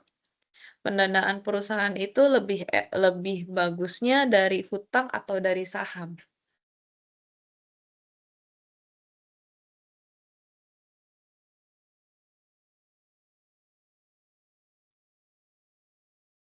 Ya, nggak ada rekan-rekan yang mau coba bantu jawab? Ada yang pernah mengalami nggak? di perusahaan rekan-rekan sekalian? Perusahaannya dapat pendanaannya bagusnya dari hutang nih, Bu, atau, di perusahaan saya pendanaannya itu bagusnya dari saham nih, Bu, atau seperti apa? Ada nggak yang mau coba berargumen? Hmm. Nggak ada? Ya, coba saya bantu jawab ya, Mbak Krisnidanya masih ada nggak ya? Semoga masih ada ya. Eee, Tadi perusahaan mendapatkan lebih baik yang mana perusahaan mendapatkan pendanaan dari hutang atau dari saham? Kalau menurut saya, eee, pilihan pendanaan terbaik itu tergantung dari kondisi perusahaan. Jika perusahaan itu sudah memiliki arus kas yang, stabil, penggunaan utang itu bisa meningkatkan laba. Kenapa? Karena, bunga itu bisa dapat, jadi pengurangan pajak, ya. Jadi boleh nanti coba dilihat deh, ketika bunganya tinggi, pajak yang kita itu bisa berpengaruh pada pengurangan pajak. Tapi ketika perusahaan itu masih, berkembang, pendanaan itu lebih baiknya dari saham. Karena kenapa? Karena lebih aman, tidak menimbulkan beban bunga dan tidak apa namanya, tidak menimbulkan risiko gagal dalam pembayaran karena sudah pasti ya, eee, ketika, dia lempar saham pasti mau nggak mau dia akan dapat donatur, dia akan dapat, eee, apa namanya, dia akan dapat, pemegang saham yang bisa, bantu pendanaan saya, seperti itu. Nah, tapi ketika pendanaan itu tadi dari hutang, ada pendanaan dari hutang ataupun dari, saham itu ada kelebihan dan kekurangannya. Ketika dari hutang, kepemilikan pasti akan berkurang karena perusahaan hanya meminjam uang, bukan menjual saham. Jadi si pemilik sahamnya siapa? Ya mungkin dia sendiri, seperti itu. Selanjutnya kelebihannya bunga pinjamannya jadi, pengurangan pajak, bisa mengurangi pajak dari bunga pinjaman, sehingga beban pajak yang, dikeluarkan itu lebih kecil. Dan juga, kelebihan dari pendanaan dari hutang jika digunakan dengan baik, leverage utangnya itu bisa memperbesar laba. Nah, kekurangannya apa ketika kita, menggunakan, pendanaan dari hutang? Yang pertama pasti harus membayar bunga dan pokoknya secara rutin, meskipun ketika kondisi perusahaannya sedang naik atau kondisi perusahaan sedang turun, mau nggak mau pasti dia harus bayar, gitu. Resikonya ada nggak? Ada. Pasti ada. Ketika perusahaan sedang, di masa yang, stabil, perusahaan bisa bayar hutang. Tapi ketika perusahaan kondisinya sedang tidak baik, perusahaan akan susah untuk membayar hutang. Dia harus mencari kemana apa namanya, dari pinjaman tadi, seperti itu. Atau bisa jadi dia gali lubang tutup lubang. Menutup yang satu, membuka yang lainnya, seperti itu. Dan juga kekurangannya akan berpengaruh di rasio keuangan. Apabila, hutangnya terlalu banyak, maka, debt to equity rasionya pun akan tinggi, seperti itu. Dan ketika debt to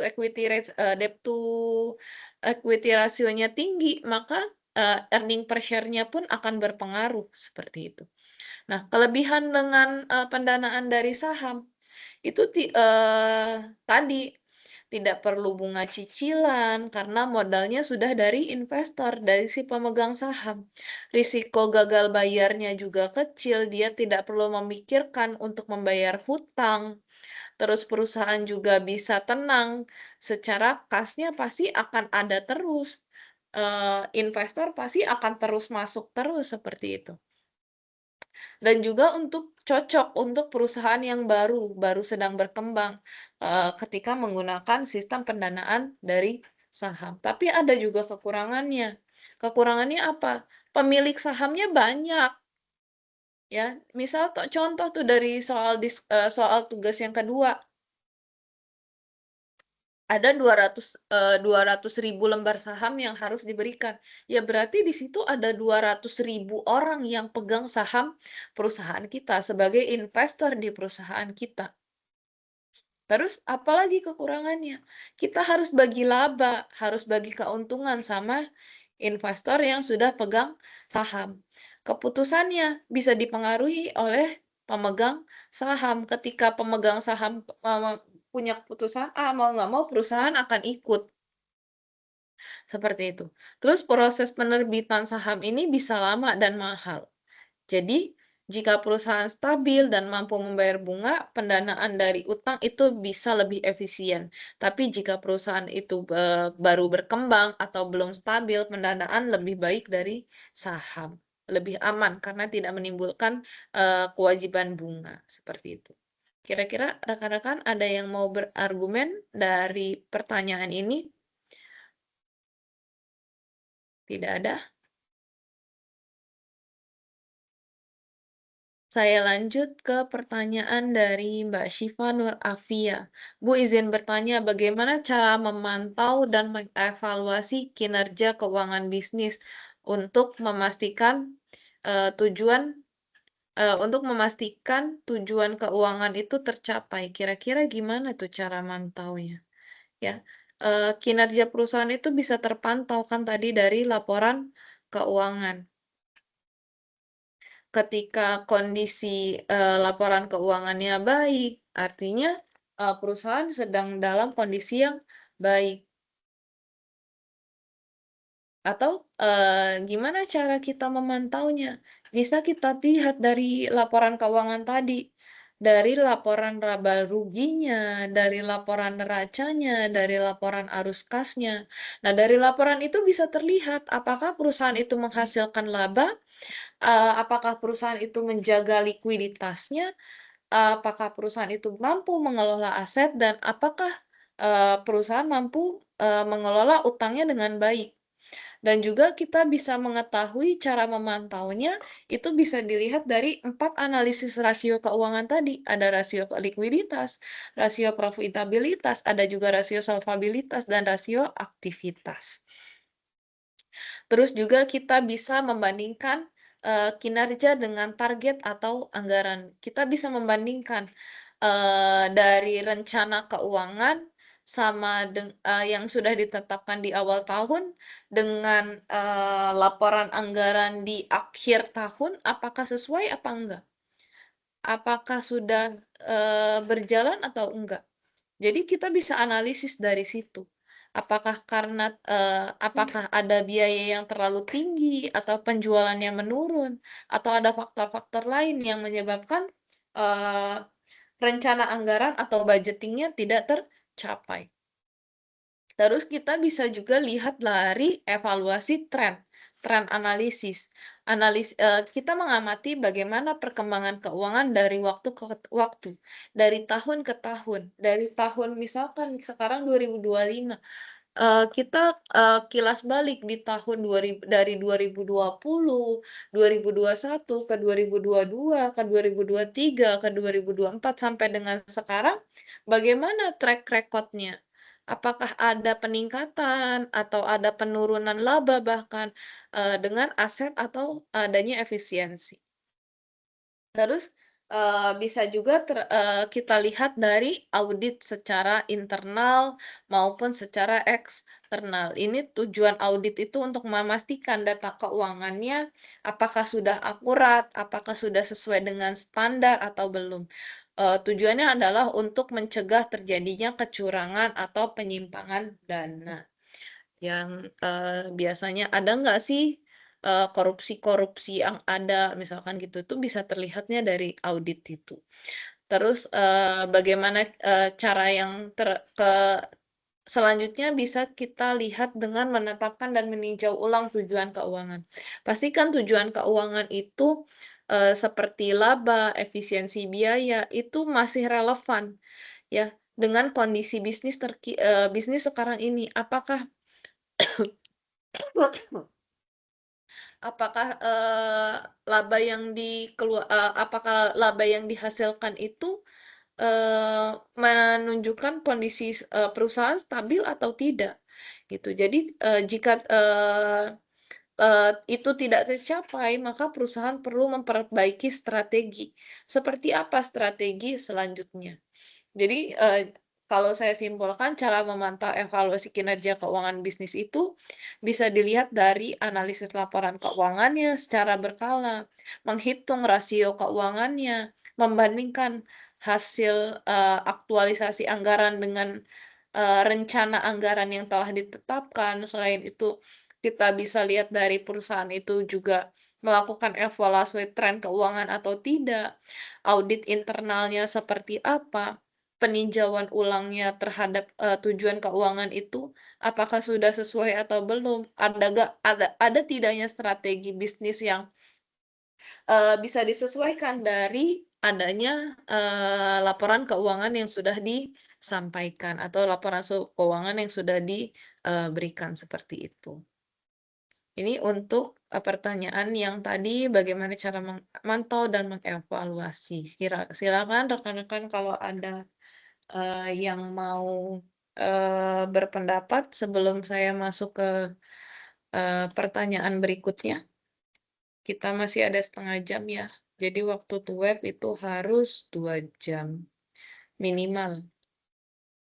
Jadi boleh rekan-rekan sambil biar enggak cuman saya doang yang bicara, rekan-rekan sekalian sambil, menyampaikan pandangan boleh banget ya. Saya masuk ke pertanyaan selanjutnya itu dari, Ibu atau Mbak Siti Hamidah. Bu, ketika ingin beli saham di perusahaan, apa yang lebih dahulu dilihat dari perusahaan tersebut? Ya, sebelum beli saham di perusahaan pasti ada beberapa hal yang harus diperhatikan agar, keputusan investasinya itu tidak asal-asalan, harus runtut ya. Apa yang kita lihat, kita coba lihat dari laba bersihnya atau profitnya. Apakah perusahaan konsisten untung setiap tahun? Atau bisa dilihat tadi dari, nilai, nilai sahamnya. Apakah di setiap periodenya nilai sahamnya naik atau turun? Atau bahkan naiknya hanya di satu waktu, di 2 waktu, di berikutnya turun turun turun turun turun terus. Oh, artinya kalau sahamnya turun turun terus, berarti kondisi si perusahaan sedang tidak baik-baik. Terus bisa juga dilihat dari pendapatan, apakah penjualannya terus meningkat atau tidak. Bisa dilihat juga dari, hutangnya, apakah utangnya masih wajar, bisa dibandingkan dengan aset dan, modal atau enggak.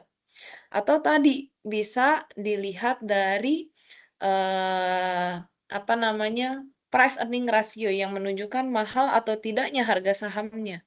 Atau bisa dibandingkan harga saham dengan nilai, bukunya, atau bisa dibandingkan dengan return on equity-nya. Terus bisa juga kita lihat dari, prospek bisnis dan industrinya. Kita bisa lihat pertimbangkan apakah sektor usahanya masih, punya peluang untuk tumbuh besar, untuk tumbuh berkembang atau enggak. Contoh, di sektor teknologi, energi terbarukan, dan kesehatan biasanya punya prospek yang lebih bagus, sementara sektor yang mulai menurun atau, jenuh, pasti perlu diwaspadai. Biasanya untuk cari saham pun cari yang sedang in sekarang atau yang sedang trending sekarang biasanya. Ketika, perusahaan itu sedang trending, pasti harga sahamnya pasti naik, nggak mungkin nggak naik. Tapi ketika perusahaan itu bukan perusahaan yang, sedang high class ya ibaratnya, pasti, belum tentu, keuangan perusahaannya, dalam posisi yang bagus, seperti itu. Terus bisa dilihat juga tadi dari harga sahamnya, tren pasarnya. Jadi kalau kita sederhanakan, kita bisa lihat dari, tadi kinerja keuangannya seperti apa, prospek bisnisnya seperti apa, manajemen, pengelolaan di perusahaan itu seperti apa, terus harga saham dan kondisi ekonominya itu seperti apa. Ya, sambil saya ada lagi kawan-kawan yang mau ditanyakan kira-kira? Untuk absensi saya kirimkan di grup ya. Saya kirimkan juga di sini nanti.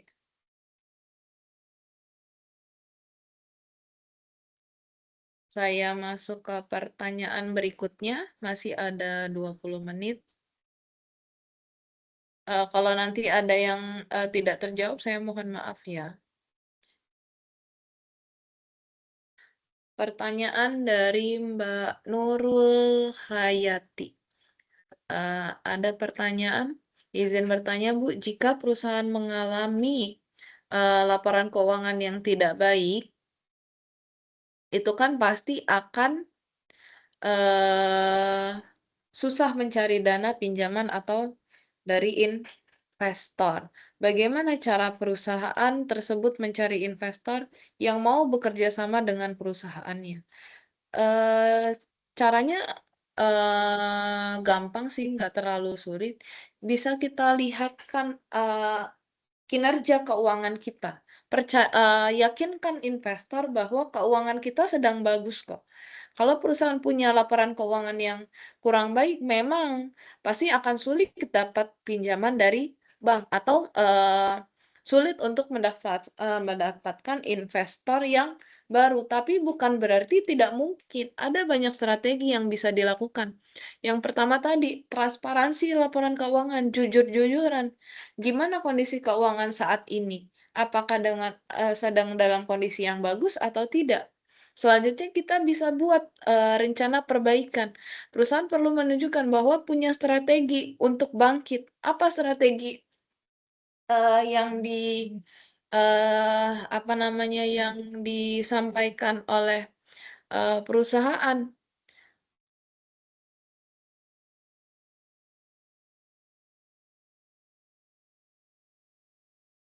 Bagaimana, investor bisa tertarik jika, ada rencana nyata untuk perbaikan kondisi tadi. Terus selanjutnya, investor itu tidak hanya lihat laporan keuangan, tapi juga lihat dari kejujurannya, lihat dari rencana perbaikannya, ada tidak potensi di masa depannya, seperti itu. Jadi, cara mencarinya, ya yakinkan investor bahwa perusahaan saya adalah perusahaan yang bagus, atau, perusahaan saya, eee, dalam kondisi yang baik, seperti itu. Selanjutnya ada pertanyaan dari Mbak Feby. Untuk yang di Zoom boleh? Ada yang mau bertanya secara langsung? Masih mengikuti ya? Masih bisa diikuti Zoom hari ini?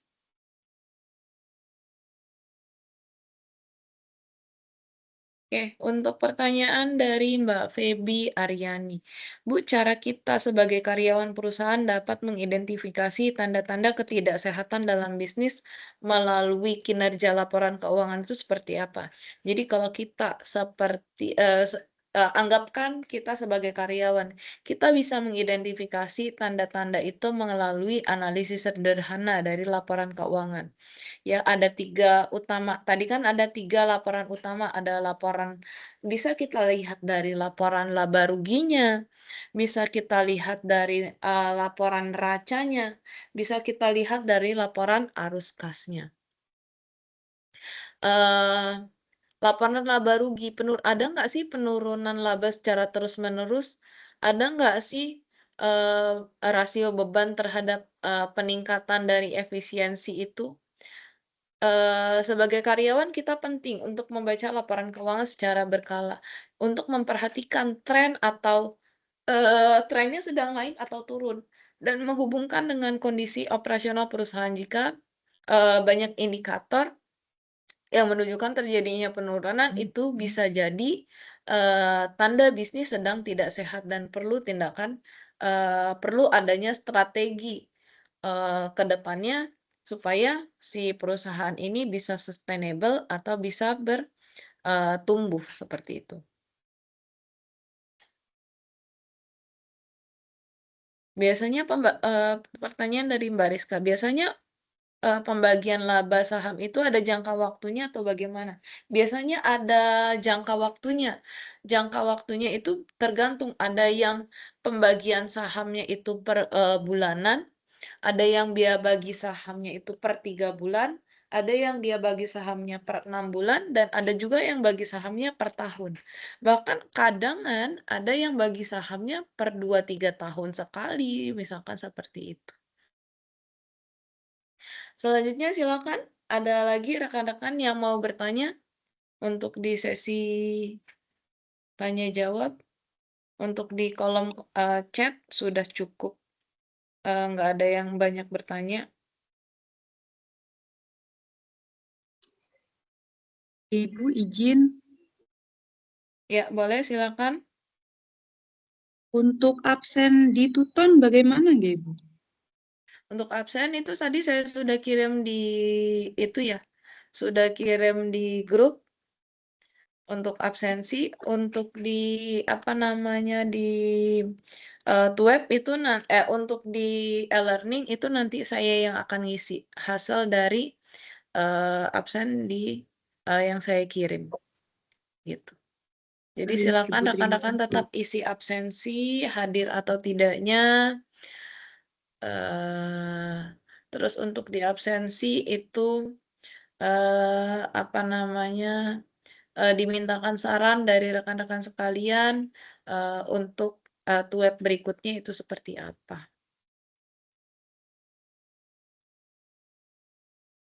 Untuk pemaparan bahan web yang tadi saya jelaskan di PPT nanti bisa saya share di grup. Terus juga kan nanti untuk rekaman Zoom ini akan terekam dan akan saya upload di YouTube supaya rekan-rekan yang lain yang belum berkesempatan hadir bisa tetap belajar di web ini seperti itu. Ada lagi? Silakan rekan-rekan. Masih ada Bu, waktu. izin. Ya, silakan Mbak Indah. Bu, kalau udah ngisi absen di link absen yang udah Ibu kirim di grup itu berarti sudah terisi ya, Bu? Ya, sudah terisi. Nanti tinggal akan saya rekapkan di e-learning-nya. Seperti itu. Oke, baik Bu. Kalau izin meninggalkan diskusi, boleh nggak Bu? Karena ada urusan. Ya, boleh silakan. Nanti Ya, apa kalau ada tambahan atau mau cek lagi habis setelah ini ada bahasan apa, boleh sambil nanti di link YouTube yang saya kirimkan. Baik Bu, terima kasih Bu. Terima kasih atas Ya, materinya. Sehat selalu. Sama-sama. Silakan rekan-rekan yang lain mau sambil berdiskusi. Jangan tegang-tegang. Adakah yang mau ngasih saran untuk web berikutnya? Ibu, aku izin bertanya. Ya, boleh silakan. Tadi kan Ibu jawab kalau nggak salah yang saya pertanyaan itu tentang saham. Apa? Saya cari dulu. Ketika ingin membeli saham di perusahaan, apa yang lebih dilihat dari perusahaan tersebut? Nah kan Ibu jawab ada laba bersihnya ya. Tanya itu apa perbedaan laba bersih dan pendapatan dalam laporan keuangannya? Oke, apa sih perbedaan laba bersih dengan pendapatan? Pendapatan itu termasuknya laba kotor.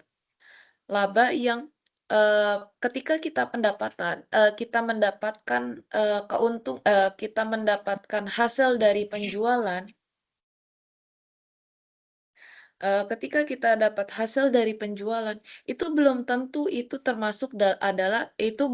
adalah laba bersih.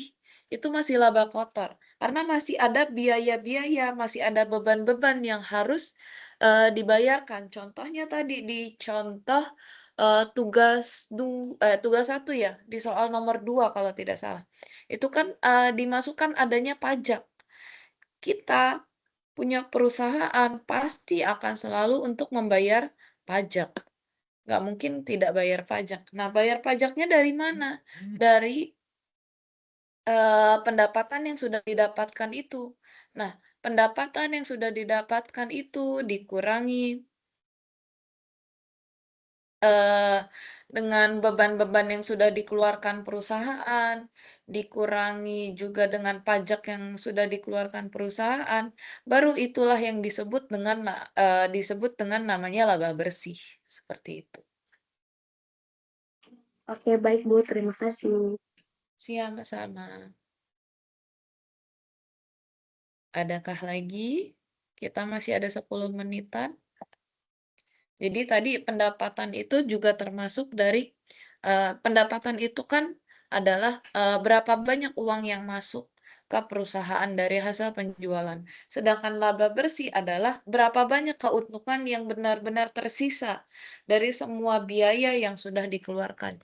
Jadi pendapatan itu menggambarkan aktivitas usaha, sedangkan laba bersih itu menggambarkan hasil akhir dari pengelolaan keuangan perusahaan, gitu. Ada lagi kah yang mau bertanya atau berargumen, berpendapat?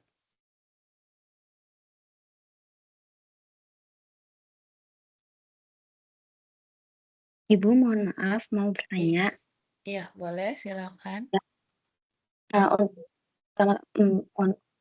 Perkenalkan, nama saya Umi Latifah. Mohon maaf Bu, saya nggak bisa on cam untuk sekarang ini. Tidak apa-apa. Ya, saya mau Lanjut. menanyakan mengenai itu Bu, di PPT diskusi sesi 3, itu kan ada contoh metode tidak langsung untuk laporan arus kas. Nah, saya itu mau menanyakan mengenai amortisasi. Amortisasi itu apa ya Bu, untuk di dalam laporan arus kas itu? Oke, amortisasi. Di dalam laporan arus kas metode tidak langsung ya. Amortisasi itu adalah ada di dalam laporan keuangan khususnya di arus kas modal tidak langsung. Itu adalah alokasi biaya secara bertahap terhadap aset terwujud selama umur manfaatnya, atau penjelasannya mirip amortisasi itu mirip sama penyesuaian atau depresiasi. Jadi ketika aset yang dipunya itu kan pasti ada biaya penyusutan. Contoh deh, laptop. Nggak mungkin laptop itu akan selalu kondisinya dalam kondisi yang baik. Pasti 2-3 tahun laptop itu akan mengalami penyusutan. Sama dengan juga handphone. Handphone itu kan ada jangka waktunya, ada jangka masa pakainya ibaratnya ya. Untuk apakah handphone itu masa pakainya 2-3 tahun, bahkan seperti di handphone pun mereka perusahaan-perusahaan kan sudah mengklaim bahwa seperti Samsung ada masa update sampai 6 tahun. Oh, artinya handphone ini bisa bertahan selama 6 tahun, gitu. Terus juga di situ ketika di situ ada biaya penyusutan, pasti akan ada biaya yang terkeluarkan. Contohnya misalkan ada biaya servis dan lain sebagainya, seperti itu biasanya. Gimana? Ada tanggapan? Baik Bu, terima kasih. Ya, sama-sama. Selanjutnya ada yang bertanya di chat dari Mas Barack Obama. Wih, namanya keren banget nih ya. Izin bertanya, apabila terjadi manipulasi laporan keuangan contoh PT Kimia Farma tahun 2001, lalu bagaimana investor mengetahui bahwa laporan tersebut dimanipulasi, sementara investor hanya melihat angka-angka yang dijabarkan? Ya, memang investor itu pada umumnya hanya melihat angka-angka yang ada di dalam laporan keuangan. Tapi ada cara atau tanda yang bisa membantu investor mendeteksi apakah laporan keuangan itu dimanipulasi atau tidak. Contohnya di kasus PT Kimia Farma di 2001, itu ada penjelasannya. Itu bisa kita coba lihat, bandingkan tren dari tahun sebelumnya dengan tahun ini. Jika ada sesuatu yang tiba-tiba tidak wajar, contohnya di penjualan, di aset, atau di kondisi pasar, itu pasti kondisi penjualan aset dan pasar itu pasti nggak banyak berubahnya. Tapi ketika itu berubahnya, itu melonjak naik, yang itu melonjaknya tidak wajar, pasti di situ ada rekayasa pencatatan. Contoh, labanya naik tajam dari arus kas operasi, sedangkan arus kas operasinya itu cenderung turun. Ini kan berarti nggak logis, perusahaan ini bagi perusahaan itu nggak sehat, seperti itu. Terus kita juga bisa menganalisis hubungan antara laba dan arus kas. Laba rugi itu bisa dimanipulasi, tetapi arus kas itu sulit untuk direkayasa. Karena namanya arus, namanya arus itu kan ada alirannya. Alirannya itu kan pasti akan selalu maju ya. Jadi itu alurnya sulit direkayasa. Jadi bisa dilihat dari situ. Ketika kita lihat labanya tinggi, tapi arus kas operasinya negatif. Oh, ini bisa dicurigai bahwa kemungkinan ada kecurangan di dalam laporan keuangannya. Atau investor itu juga bisa langsung tahu, tidak hanya langsung tahu dari angka, tapi bisa jadi dari catatan keuangan, dari opini auditor internal maupun eksternal. Terus investor yang cermat itu bisa mendeteksi adanya kejanggalan dan menilai kewajaran dari laporan keuangan perusahaan. Seperti itu sih untuk Mas Barack Obama. Silakan dari rekan-rekan. Masih ada satu pertanyaan lagi.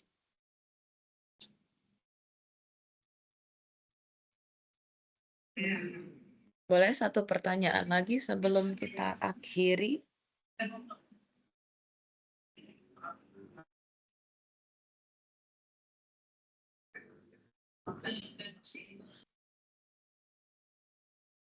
Mas Aldo mau bertanya apa gimana? Ya, untuk rekan-rekan mohon on cam semua dong. Kita coba foto dulu. Kalau bisa on cam, mohon on cam. Ini sebagai bukti laporan saya juga bahwa web sesi 1 ini sudah terlaksana. Oke.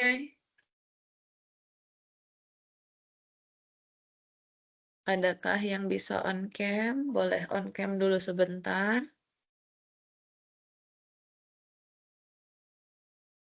Ya, di sini saya mulai. Kita coba, ada 6 halaman ya. Ditunggu sebentar. Untuk halaman pertama, ya yang nggak bisa on cam nggak apa-apa. Yang penting ada namanya di sini ya. Saya untuk halaman pertama 3, 2, 1.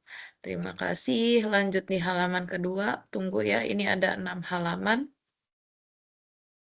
Halaman kedua 3, 2, 1.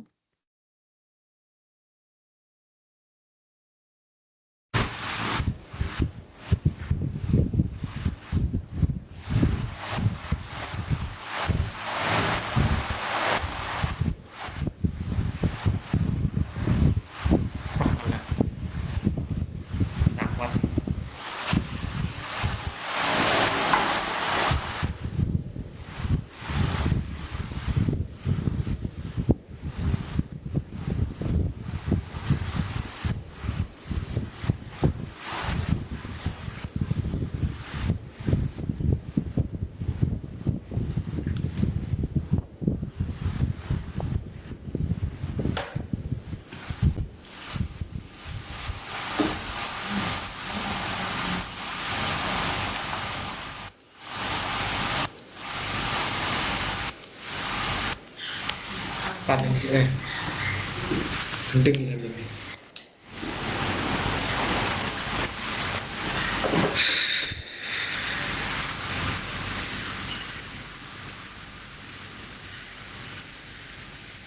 Yuk.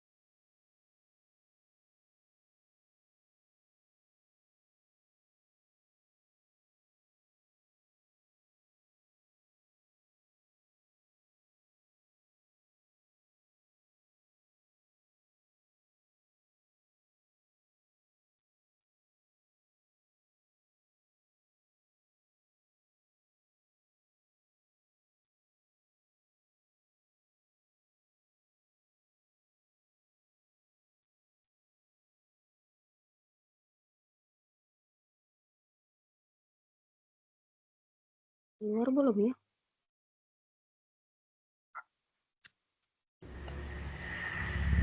Keluar kayaknya.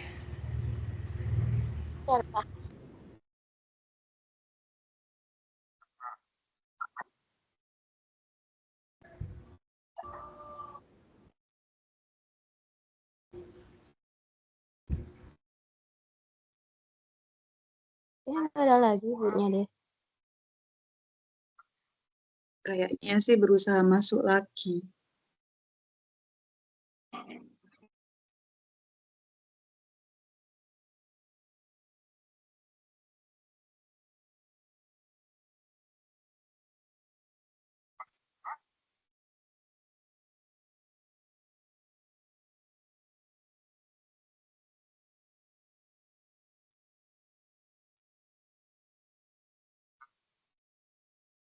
Ya, mohon maaf rekan-rekan, tadi saya keluar sebentar, kepental sedikit koneksinya. Untuk rekan-rekan sekalian, mungkin saya sedikit kasih kesimpulan akhir dari web kita hari ini. Laporan keuangan itu adalah alat penting untuk menilai kesehatan suatu perusahaan. Melalui